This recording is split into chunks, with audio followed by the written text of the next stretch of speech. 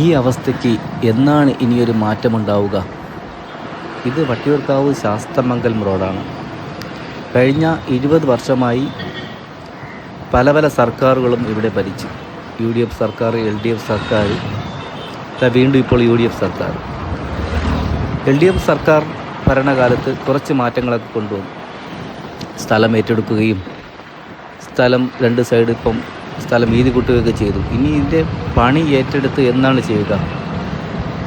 ഇതിൻ്റെ ടെൻഡറായി ഒരു ഭാഗം വർക്ക് എടുത്തതായിട്ടൊക്കെ മനസ്സിലാക്കേണ്ടി കഴിഞ്ഞു. പക്ഷേ അതൊന്നും കാണുവാനായിട്ട് കഴിഞ്ഞില്ല. പുതിയ സർക്കാർ മുന്നോട്ട് വന്ന് എത്രയും വേഗം ഈ പണികൾ തീർക്കുമെന്ന് നമ്മൾ വിശ്വസിക്കും. കാരണം ഈ വട്ടിയൂർക്കാവ് വികസനത്തിന് വേണ്ടി സ്വന്തം കടയും കാര്യങ്ങളും എല്ലാം വിട്ടുകൊടുത്ത ഒരുപാട് കച്ചവടക്കാർ ഇപ്പോൾ തേരാപര നടക്കുന്നതായിട്ട് കാണാൻ വേണ്ടി കഴിഞ്ഞു. അവർക്ക് എവിടെയെങ്കിലും സ്ഥിരമായി ഒരു സ്ഥലം കിട്ടി ഇനി ഒരു ഷോപ്പ് തുടങ്ങിയാൽ മാത്രമേ ആ പഴയ കച്ചവടം പിടിച്ചെടുക്കാൻ പറ്റൂ.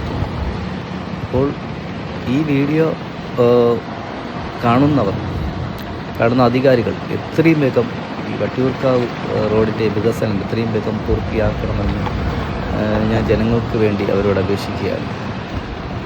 ഈ വീഡിയോ കാണുന്ന ഈ റോഡിലൂടെ പോകുന്ന വട്ടിയൂർക്കാവ് ഭാഗത്ത് താമസിക്കുന്നവർ മാക്സിമം ഈ വീഡിയോ ഷെയർ ചെയ്ത് മറ്റുള്ളവർക്ക് എത്തിച്ച് അവരുടെ കണ്ണ് തുറപ്പിക്കട്ടെ എന്ന് പറഞ്ഞുകൊണ്ട് ഞാൻ നിർത്തുന്നു.